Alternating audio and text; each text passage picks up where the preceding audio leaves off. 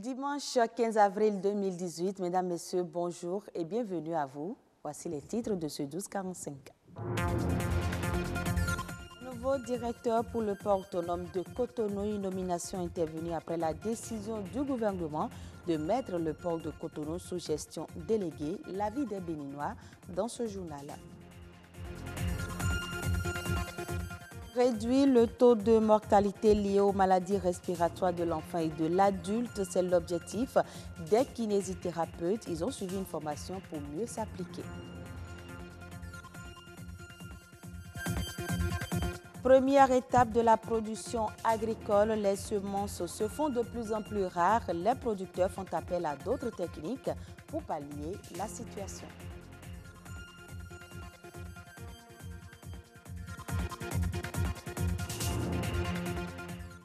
Mesdames, Messieurs, merci de votre fidélité. Le port autonome de Cotonou sera désormais géré par celui d'Anvers. La nomination du directeur qui est intervenu il y a quelques jours fait suite à un accord signé depuis janvier 2018 entre une délégation belge et les autorités béninoises. Que pensent les Béninois de cette option du gouvernement? Un reportage Marcel Arrossi. Le port autonome de Cotonou, depuis sa création, a été toujours dirigé par des Béninois. Je ne sais pas si vous avez appris vous aussi qu'entre-temps, notre port avait eu comme clients beaucoup de jeunes qui se passaient pour des transitaires avec sacs en bandoulière. Je ne sais pas si vous avez été informés de ce que notre port avait servi de vache à lait. On change de directeur de port régulièrement. Alors qu'on a dit qu'il faut pisser en un même endroit pour que cela puisse mousser. Et vous savez, il y a des cahiers de charges pour un certain nombre de responsables au niveau du port pour faire tel ou tel travaux. Mais on ne s'en occupe pas en temps réel. Ce qui fait que il y a la mauvaise gouvernance. Et lorsqu'il y a mauvaise gouvernance et que vous faites le diagnostic, il faut aller chercher des spécialistes de la question. C'est un choix de gestion de la chose publique. C'est un choix politique. Et je salue la décision de l'autorité. Je la respecte. En tant que nationaliste, au sens très amélioratif du terme, je suis plutôt pour la promotion des talents locaux, la promotion de l'intelligentsia locale. Celui qui est venu vient d'un port mondialement connu. Un port avec lequel le port du Bénin a beaucoup travaillé. Nous, on s'est informés. Et personne ne pourra nous dire que le port d'Anvers n'est pas le port le mieux géré à travers le monde. Ça me gêne que le poumon de notre économie, la plus grande source de revenus de notre pays, soit confié à des non-béninois. Le poumon de notre économie va être géré par un technicien spécialiste de la chose. Pourquoi ne pas espérer que tous les bateaux plutôt qui vont au Togo, tous les bateaux qui vont au Nigeria viennent désormais au Bénin parce que la confiance mondiale s'installe. Et si vous voulez être performant, il vaut mieux aller chercher ceux qui en ont les qualités, ceux qui en ont l'expertise et ceux qui en ont les moyens financiers. Et le port d'Anvers est un port qualifié, reconnu au niveau du monde entier pour être spécialiste de gestion des ports. D'ici 6 mois, d'ici 1 an, on va peut-être aviser. On avisera, on évaluera au terme d'1 an les réelles prouesses que les délégués vont effectuer pour le bien de nous tous. Les pathologies liées aux voies respiratoires provoquent des victimes aussi bien dans le rang des adultes que des enfants. La kinésithérapie s'emploie donc à trouver des solutions pour y remédier et ainsi réduire le taux de mortalité au Bénin et dans la sous-région. Miché Elegbe, Jennifer Sachivi, reportage. Les pathologies respiratoires, première cause de décès en Afrique, d'après l'Organisation africaine de vérification des faits, Africa Check, planent sous nos cieux.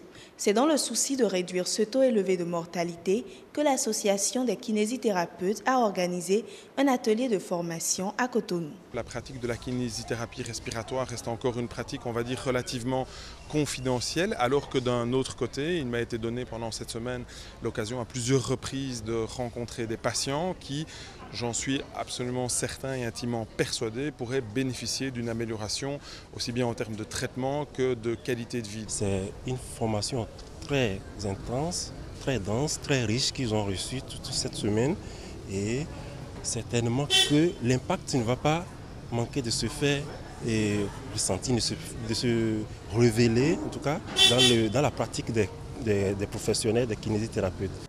Plusieurs thèmes ont été abordés. Un accent particulier a été mis sur les nouvelles méthodes de traitement de ces maladies respiratoires par la kinésithérapie. Nous avons abordé d'abord des thèmes qui sont relatifs à des rappels qui étaient nécessaires pour, on va dire, planter un petit peu le décor. Et puis, une bonne partie de la formation était basée sur le fait de, finalement, l'évaluation. Comment peut le kinésithérapeute respiratoire intervenir en évaluant correctement les patients et ensuite en leur donnant les outils nécessaires en termes de technique. Et donc, on a passé aussi un moment à revoir les techniques et à les placer dans le contexte des pathologies dont les patients sont atteints. Sur le plan bilan, sur le plan méthode, il y a des techniques qu'on apprenait sur les enfants dans les cas de bronchiolite qui n'est pas trop avec les nouvelles richesses qui n'ont pas été trop ça. Donc maintenant avec les nouvelles méthodes, j'ai beaucoup d'outils en fait pour bilanter mes enfants. La science évolue. Actualiser son niveau de connaissance s'impose surtout dans le domaine de la santé. Quand un professionnel, en tout cas dans le domaine de la santé, ne se fait pas former régulièrement, il rentre dans la routine et il n'est pas à jour des nouvelles techniques qui sont généralement découvertes pour améliorer et pour bien traiter les patients. Donc c'est important pour un professionnel de la santé, en tout cas dans tous les domaines, y compris la kinésithérapie, de se faire former chaque année, au minimum 1 à 2 fois. Pays participants, le Togo, le Cameroun, la Côte d'Ivoire et bien évidemment le Bénin. Constituées de graines mais aussi de tubercules, les semences sont indispensables pour la production agricole. Mais au niveau local, elles se font de plus en plus rares aux grandes dames des producteurs. Ces derniers utilisent différentes techniques pour faire face à cette difficulté. Suivez ce reportage sur la production et l'accessibilité des semences. Sans les semences, il n'y a pas les produits à consommer. Premier intrant de la culture, les semences tiennent une place capitale, voire incontournable dans le système agricole. Constituées essentiellement de graines, de bulbes, de tubercules, de noyaux et de pépins, elles sont issues d'une partie de la récolte passée, réservée pour une culture prochaine. C'est nous-mêmes qui produisons, et tels que Grande Morelle, et Amarante et Chayo que nous appelons basilic, et il y a d'autres que nous-mêmes nous produisons. Aujourd'hui, les moyens d'obtention de la semence divergent selon les cultures. Les autres produits, ça vient de l'Europe, aux Pays-Bas, en France, tels que les laitues, c'est-à-dire les salades, les carottes, un peu de tout. Face à la non-disponibilité de certaines semences au niveau local, les agriculteurs éprouvent certaines difficultés. Difficultés en ce sens que surtout les produits qui viennent de l'Europe. Parce que les méthodes de conservation, des fois, on n'a pas le résultat. Les pépinières que nous faisons, nous n'avons pas les 80% de germination. Il est souhaitable que les chercheurs orientent leurs travaux sur les techniques de production de semences de toutes les plantes cultivées au Bénin car un pays qui ambitionne l'autosuffisance alimentaire doit pouvoir assurer la production de ces semences. Des espèces se mettent ensemble pour lutter contre les virus qui touchent le manioc en Afrique. C'est ce qu'on peut retenir d'une rencontre tenue cette semaine à Abidjan. Des spécialistes de 12 pays d'Afrique de l'Ouest, de l'Est et du Centre se sont retrouvés dans la capitale ivoirienne pour définir les stratégies dans le but d'agir ensemble pour une production durable du manioc en Afrique. Le continent noir est le plus grand producteur mondial de manioc, mais ce tubercule est menacé par les maladies virales dont la mosaïque africaine et la stréhue brune. Les participants appellent les gouvernements à mettre en place un système d'alerte précoce et à renforcer les contrôles phytosanitaires à leurs frontières. Les prix mondiaux de l'huile de palme vont s'effriter en 2018 en raison de la surabondance de l'offre. Les coûts devraient s'affaisser d'ici la fin de la saison en septembre prochain. Selon les estimations, le prix de la tonne pourrait baisser entre 40 et 50 $ dans quelques mois par rapport au niveau actuel. De même, la production mondiale de l'oléagineux poursuivra son redressement en atteignant plus de 70 millions de tonnes, soit près de 4% de plus qu'en 2017. Les prix mondiaux pourraient toutefois s'inscrire à nouveau à la hausse en 2019 et en 2020 dans l'hypothèse d'une entrée du marché mondial dans une phase de déficit. L'huile de palme est l'oléagineux le plus rentable avec un rendement plus de 8 fois supérieur à celui des autres cultures comme l'huile de soja, de coco ou de colza. En Grande-Bretagne, un styliste fait parler de lui. Il transforme les parachutes en robes tulle, les couvertures militaires en parkas d'hiver entre les mains du designer britannique Christopher Rubon. Tissu oublié et matière improbable retrouvent un second souffle. Reportage. Deux choses frappantes font la particularité chez ce créateur de 35 ans. Sa taille, 1,97 m et sa bonne humeur.